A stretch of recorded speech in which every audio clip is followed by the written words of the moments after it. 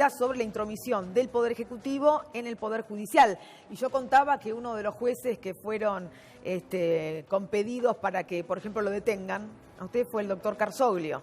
El doctor Carsoglio hoy no está en su juzgado porque el haberse negado a cumplir con un pedido que le hacían servicios de inteligencia y mencionaban que era una sugerencia del presidente de la Nación, fue apartado de su lugar, ¿no es cierto? Así es.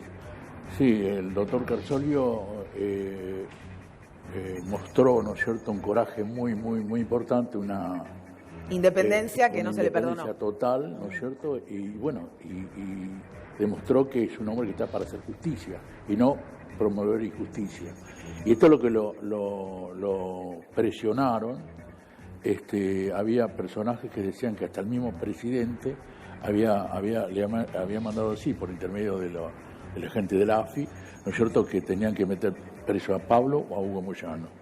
Y sin embargo se resistió y bueno, fue separado. Y yo creo que ese hombre tiene que volver al lugar porque ha mostrado, ¿no es cierto?, que es un hombre que tiene la capacidad suficiente y el coraje necesario como para actuar en consecuencia, ¿no? ¿Usted cree, Hugo, que teniendo en cuenta que estamos en una etapa donde se han armado causas, se han inventado pruebas, se han hecho escuchas, que todo esto se puede realmente encauzar para tener un poder judicial independiente y un poder ejecutivo que no trate de presionar, por ejemplo, como en estos casos? Sí, yo creo que sí. Bueno, hablamos del doctor Carsoglio. Si aparecieran como el doctor Carsoglio con la dignidad para cumplir esa función, esto se corregiría. Y además, dejar de que el gobierno actúe con la presión que actuó durante todos estos últimos años. Es vergonzoso, lamentable las cosas que han hecho desde el gobierno para presionar a los fiscales. Bueno, este señor que nombraban de la provincia, Contegrán, que tiene un familiar, un pariente que es colega de ustedes, era el que creía que podía hacer y decir cualquier cosa porque mandaban y decidían en la justicia. Bueno, esto quedó demostrado que tarde o temprano la justicia llega, ¿no? ¿Y usted cree que el presidente va a tener que responder por estas cosas? Yo creo que sí. Ahora, uno lo ve al presidente hoy. Lo vi un pedacito cuando estuvo en esa reunión amplia que hicieron. La reunión del gabinete ampliado. No hubiera pasado nada. Habla como si se fuera con todos los laureles puestos. Habla de una forma que uno no alcanza a entender. Si es incapacidad, yo creo que es incapacidad, ¿no? O si es otro tipo de cosas que lo hacen hacer o actuar de la forma que actúa. Por allí tenemos, creo que una placa, además con algunas declaraciones de funcionarios que participaron de esta reunión de gabinete ampliado. A ver si las tenemos allí. Bueno, esperamos. Tenemos algunas definiciones de funcionarios. Diego Santilli, por ejemplo. Dejamos un país mejor.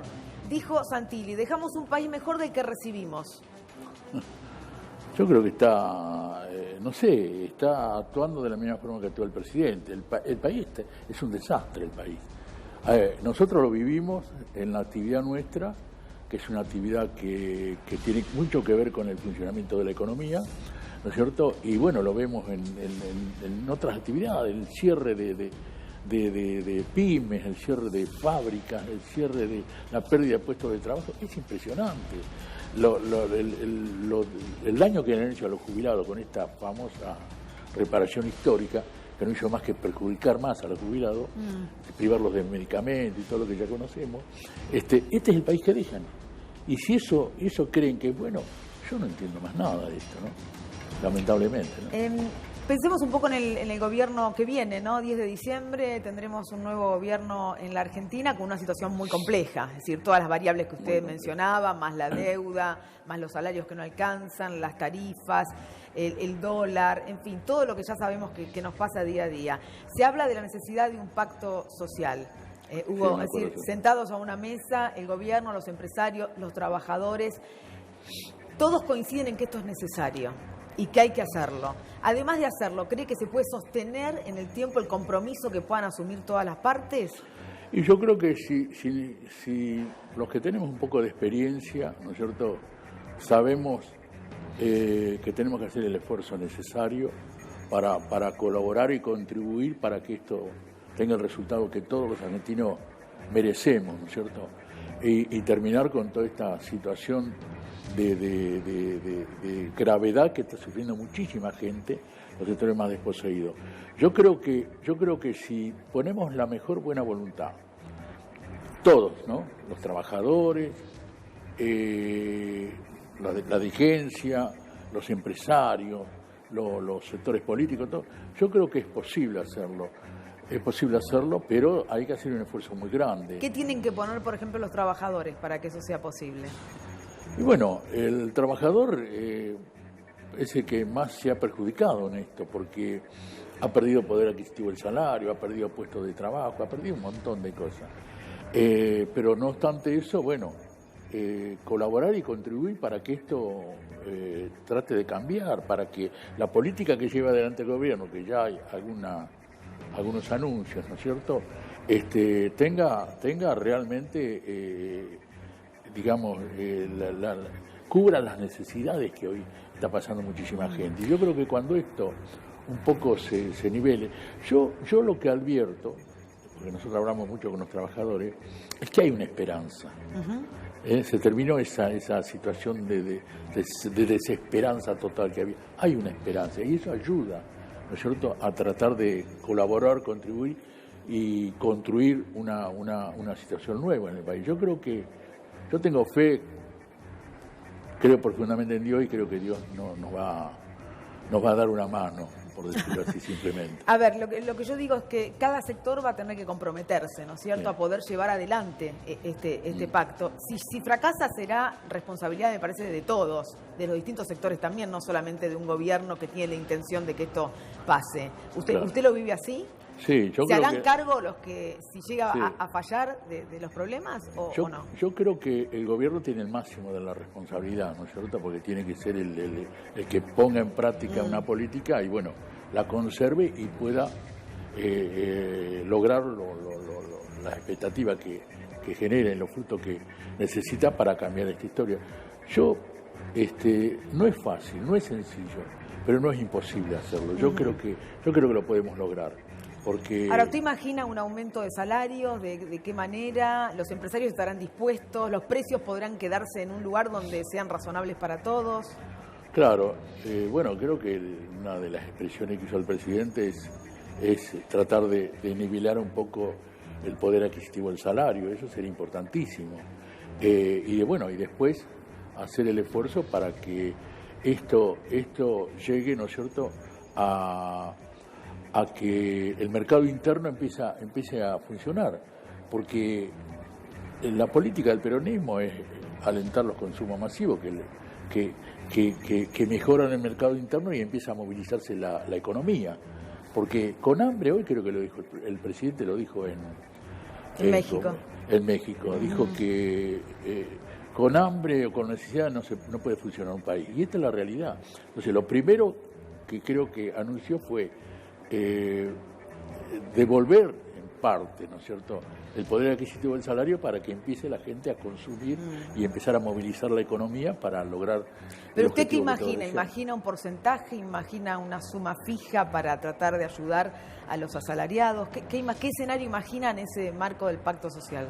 Y yo creo que la primera instancia, no quiero arriesgar, pero tiene que ser una suma que permita un poco recuperar parte del poder de lo que se perdió. Que se ha perdido. Y ahí empieza a movilizarse la economía. Y ahí empieza, vemos todos los días y a cada momento los negocios, cómo cada vez venden menos, cada vez la gente compra menos. Bueno, todo eso se empezaría a corregir y empezaría a movilizarse la economía. Yo creo que vamos a tener suerte y vamos a hacer el esfuerzo necesario para que esto ocurra, ¿no? Y en esa mesa, ¿imagina un movimiento obrero unido o todavía cada uno por su lado? Vamos a estar juntos, ¿no es cierto? Pero creo que... ¿Juntos quiere decir unidos o juntos, uno al lado del otro? Sí, yo creo que vamos a estar en determinados objetivos, tenemos que estar todos juntos, porque si nosotros queremos que cambie esta historia que nos ha dejado este gobierno que se va, mejorarla para la gente que sufre más necesidades, tenemos que estar juntos, tenemos que estar unidos. Y en ese sentido creo que sería muy grave aquellos que no entiendan esta realidad y hagan otra cosa, ¿no? Le pregunto esto porque me parece que hay ciertas resistencias, por ejemplo, a que pueda entrar la Confederación de Trabajadores Argentinos, la Central de Trabajadores Argentinos, la CTA. Algunos sectores pareciera que no les gusta del todo. ¿Puede ser que ese sea el escenario o realmente cuando hablamos de unidos es todo junto, CGT, CTA? Sí, yo creo que tenemos que estar todos juntos. Y yo soy uno de los que estuve cuando se presentó la decisión de la CTA sumarse al movimiento obrero. Yo recuerdo cuando se fueron en el año 80 y pico. Y bueno, y fue un momento difícil. Creo que esto lo vamos a lograr. A pesar de que hay alguna no sé si resistencia, pero alguna que no le cae muy simpático, pero hay que tratar de superar esas instancias e ir por lo más importante, que es la unidad del movimiento obrero, para poder salir de una situación como la que vivimos, ¿no? Yo creo que lo vamos a lograr también, porque no se puede ser tan egoísta, ¿no es cierto?, y no apuntar fundamentalmente a poner el mayor grado de voluntad para salir de esta situación. Y el grado de voluntad también significa la unidad de todos los trabajadores, ¿no? ¿Y usted esa voluntad la ve también en la CGT hoy? ¿Sí voy? ¿Si ve esa voluntad de ir unidos también en la Confederación General del Trabajo? Sí, yo he hablado con muchos dirigentes de la CGT. ¿Están de acuerdo? Y ellos tienen la voluntad. Sí, hablé con varios y ellos tienen la voluntad de hacer el esfuerzo para que estemos todos juntos. Yo creo que hay que hacerlo porque la realidad lo está reclamando y no nos perdonaríamos nosotros mismos si no haríamos ese esfuerzo para lograr esta unidad que todo el mundo reclama, ¿no? Hugo, ¿cómo le cayó la renuncia de la doctora Carrió a la actividad política y a la banca, teniendo en cuenta que ella dijo, entre otras cosas, que a usted habría que hacerlo desaparecer como a Jimmy Hoffa? Yo sinceramente, y no lo digo yo creo que esta señora no actúa con toda normalidad, porque ¿no dijo que le iban a sacar muerta de Olivo? Sí, dijo y apenas vino la malaria se tomó el avión. Entonces dice cosas que no tienen sentido, dice cosas que no las dice una persona que actúa con normalidad. Y bueno, y esto es parte de toda esa historia que ella tiene de política, ¿no? Yo no la veo muy ¿cómo podríamos decir? Muy centrada, y creo que es una señora, sinceramente lo digo, que tiene algunos problemas. Tiene algunos problemas porque las cosas que hace y dice no lo hace una persona normal a eso. Por eso que esto que ha decidido últimamente, bueno, capaz que pasado mañana aparece con... A usted no le cree del todo, claro, quizás cambia de idea, dice usted. Claro. A ver, nuestros compañeros quieren hacer algunas preguntas. Sí, Agustín. Sí, Hugo, a ver, este gobierno intentó en su momento pasar una flexibilización laboral. Ustedes fueron clave en frenar esto y que no pasara por el Congreso esa ley. Hoy tenemos otro gobierno que viene, pero el Fondo Monetario Internacional está en Argentina y siempre va por ese camino, siempre presiona para eso. ¿Cuál va a ser la posición de ustedes frente a cualquier avance del Fondo Monetario Internacional para ir hacia algún tipo de flexibilización laboral? Sí, este gobierno intentó, y esto no lo digo porque sea Pablo, pero intentó, bueno, mejor dicho, a través de la CGT elevó un proyecto para discutir la flexibilidad laboral. La CGT lo rechazó, lo había aprobado, pero hubo varios dirigentes que se opusieron. Entre ellos estaba Pablo, estaba Laini, estaban los chicos del peaje, había varios que se opusieron. Pero evidentemente por mayoría le habían sacado el tratamiento. Pero cuando sale Pablo de la reunión y hace una expresión ante un colega de ustedes que dice, espero que no haya Trovanelco, ahí se derrumbó todo, porque a mí me llamó un hombre de Congreso y me dijo, mira, dice, si ustedes no nos dicen que podemos tratar la reforma, nosotros no la tratamos. Digo, mira, nosotros Ese no fue estamos Pichetto, ¿no? ¿Eh? Ese fue el senador Sí, Pichetto. nosotros no estamos de acuerdo, entonces no la trataron. Porque si la hubieran tratado, hubiese pasado lo mismo que pasó con la reparación histórica, toda esa mentira que argumentaron para que los jubilados estén mejor. Hoy los jubilados están peor, pero muy mal están. Entonces, hubieran dicho no, porque la reforma va a ayudar y va a crear puestos de trabajo. Toda una mentira más, como la reparación histórica. Por eso, gracias a Dios, por esa expresión no se trató, y si no, hoy tendríamos una reforma que le hubiera quitado los derechos y las conquistas que tienen los trabajadores. Yo no digo que, y esto lo hemos hablado con muchos dirigentes, cada organización gremial puede modificar algo del convenio, ¿no es cierto?, o actualizarlo, porque hoy hay, yo pongo el ejemplo de nuestro, hace, cuando se firmó el convenio, la velocidad promedio era de 40, 45, 35, 40 kilómetros.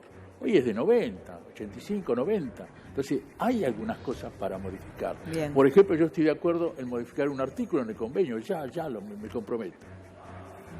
Porque a mí me tocó vivirlo. ¿Cuál es? Ese que la empresa tiene obligación de reservar el derecho cuando va al servicio militar. Yo lo entrego a eso. Pero eso es como poner... Pero yo lo vivía eso. Pero Hugo, eso como dice Sabina, pongo todas las olas del mar a tu nombre. Eso claro. Va a tener que ceder otra cosa, me parece. No, vamos a ver. Qué difícil que es. Sí, Vero. Bueno, hoy hubo alguna referencia, Moyano, al trabajo de los periodistas. Y muchos medios tomaron esta referencia y reflotaron esta idea que en algún momento esbozó un dirigente sobre la CONADEP para los periodistas. ¿Usted a qué se refiere? Porque hemos hablado de algún vínculo, por ejemplo, de periodistas con agentes de inteligencia, como el caso de Alessio.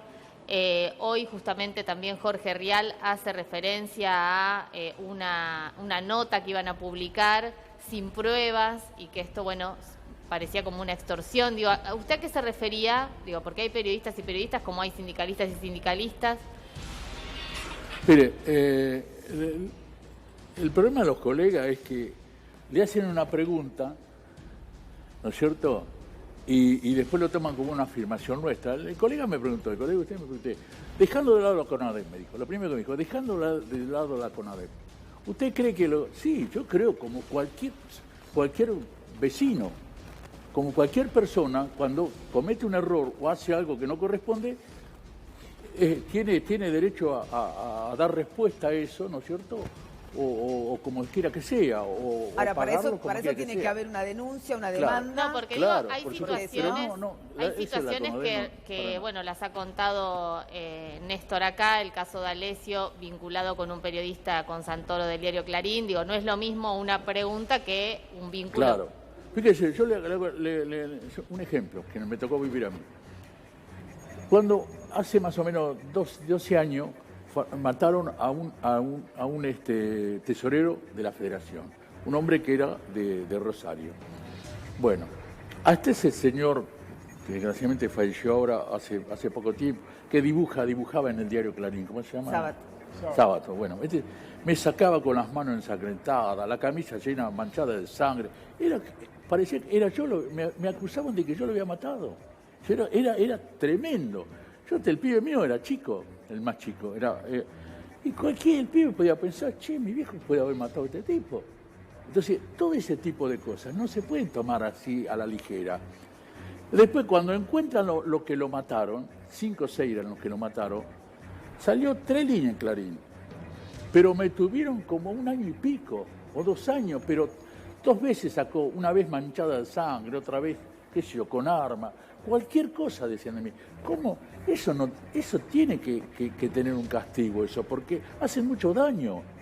Y a otros le ha tocado vivir cosas peores todavía.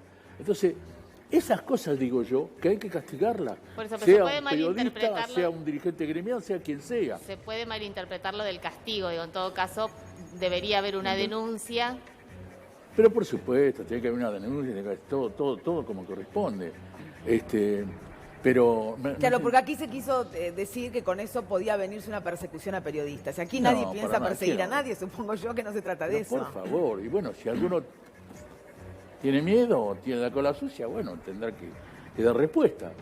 Pero hubo muchos, y yo lo viví, que me sacudían y me daban con un caño en todo el último tiempo. Había, qué sé yo los tomaba ya un poco a la risa, porque no se puede tomar de otra manera. Pero a veces ellos no se dan cuenta que hacen mucho daño, porque crean una imagen, ¿no es cierto?, que no es la correcta. En ese sentido, de que ha matado gente. ¿Pero usted piensa demandar a algún periodista, Hugo? ¿Usted piensa demandar a algún periodista? Yo tengo varios demandados ya. Y si en los últimos tiempos, ¿qué es lo que no dijeron de mí? Menos que era rubio, dijeron de todo de mí. De todo dijeron. Entonces, tengo derecho a demandarlo. Yo lo he demandado a varios. ¿Cree que hay algunos dirigentes? Con Roberto Baradel pasó algo parecido también, ¿no? Hay algunos dirigentes que están como en el centro de la escena. Dirigentes gremiales, sobre todo. Dirigentes gremiales. Pero en todos lados hay.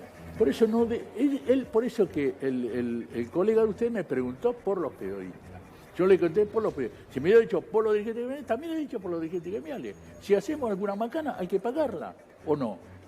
Como son los políticos, como son todos, ¿no es cierto?, los seres humanos, ¿no es cierto? Yo sé lo que haré bien. Como hijo de buen vecino, cualquiera que comete un error, ¿no es cierto?, o hace algo que no corresponde, tiene que pagarlo. ¿Cómo no? Por supuesto. Sí, yo me quedé enganchado con esto que hablaban del pacto social hace un momento y hay una cuestión concreta que quiero preguntarle a Moyano. Usted dice que se ha perdido aproximadamente el 20% del valor del salario, pero también es cierto que estamos en una crisis muy profunda. Si mañana lo llaman a una mesa y le dicen, vea, Moyano, entendemos que se ha perdido el 20%, pero no podemos recomponer más que el 5%, ¿qué actitud tomaría usted y su sindicato? Y es difícil, porque a mí me ha tocado discutir con empresarios, ¿no es cierto?, de la actividad nuestra, y ellos ponen que hay poco trabajo, que no pueden cambiar una goma porque vale tanto. Bueno, una cosa es no poder cambiar una goma, y otra cosa es que te falte un plato de comida. Esta es la diferencia. Cuando falta un plato de comida en la mesa, es mucho más difícil que a lo mejor no pueda ganar lo que merece ganar o lo que tiene que ganar un empresario. Entonces, claro, es un tema delicado, pero el esfuerzo para que ese plato de comida no falte en la mesa, creo que está por encima de todas las cosas, ¿no? Hugo, ¿cómo evalúa usted al gobierno del presidente saliente, de Mauricio Macri? Digo, porque usted señalaba hace un rato que se lo ve como contento, como posicionarse como el jefe de la oposición. ¿Qué oposición podrá llevar adelante Mauricio Macri? ¿Cómo imagina ese escenario? Bueno, eso es lo que decía al comienzo. Ellos hablan como si el país estuviera todo normalizado, no hubiera pasado nada. Acá hay cosas muy graves, ¿no es cierto?, donde la gente está sufriendo muchísimo, donde va a costar tiempo salir de esa situación, y ellos están como si dejaran un país floreciente.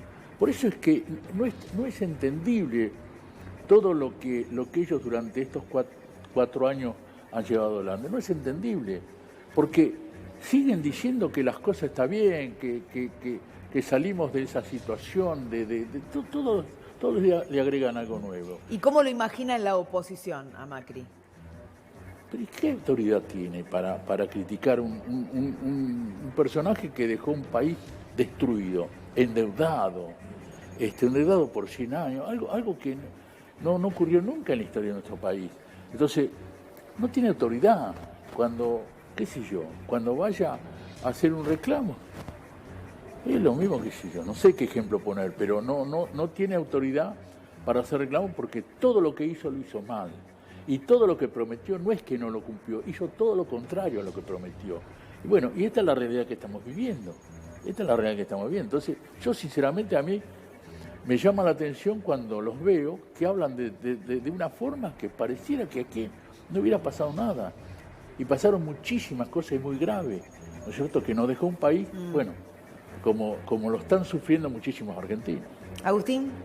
Sí, a ver, ahora recién hablábamos de la situación que atraviesa la Argentina, la necesidad de este pacto y la necesidad de recomponer el poder adquisitivo de los salarios, bajar la tasa de interés. Digo, hay un montón de demandas que tienen que ver con el plano interno y otras que tienen que ver con lo externo, con renegociar la deuda, etcétera. ¿Ustedes creen que esta convocatoria al pacto, más allá de los precios, los salarios, va a implicar que participen del conjunto de decisiones urgentes que tiene que tomar la economía argentina en esa mesa? Yo creo que, bueno, el gobierno, yo creo que va a tener la suficiente capacidad como para ir ordenando las cosas e ir lográndolas, ¿no es cierto? No se va a poder lograr en forma inmediata. Y yo creo que van a haber cosas que se van a ir solucionando medianamente, ¿no es cierto? Y otras, pero esto lo que permite es poner en funcionamiento una economía. O sea, no se puede hacer todo de golpe, es imposible hacerlo. Pero sí, llevando adelante algunas mejoras, ¿no es cierto? Ya se pone en marcha una economía, ya la gente empieza a tener más credibilidad y ya se pone más entusiasmo. Y esto es lo que está pasando. Hoy en día, ¿qué entusiasmo que puede tener un comerciante que no vende nada y que sabe que a cada rato está perdiendo y corre riesgo de cerrar? Entonces, cuando esta esperanza se vaya poniendo en práctica, creo que va a venir la mejora que todos deseamos y necesitamos, ¿no? ¿Imagina un 2020 mejor? El 2020, yo creo que los primeros meses van a ser difíciles, pero me parece que va a mejorar un poco, va a mejorar, porque empezando a recuperar el poder adquisitivo del salario, que la gente empiece el consumo, la economía empieza a movilizarse, y esto es lo que hoy no existe. Entonces, cuando se empieza a movilizar la economía, empieza a funcionar la economía, y bueno, después vendrán las exportaciones y todo lo que hoy, ¿no es cierto? Yo creo que hay que tomar medidas como se tomó. No se puede dejar entrar, abrir las puertas para que traigan lo que se quiera acá, ¿no es cierto? Entonces, todo eso se va a ir poniendo en práctica y va a ir mejorando la economía. Hugo Moyano, muchas gracias por haber venido. No, al contrario, gracias. Ha sido muy amable. Nosotros vamos a hacer la pausa. A la vuelta estaremos hablando con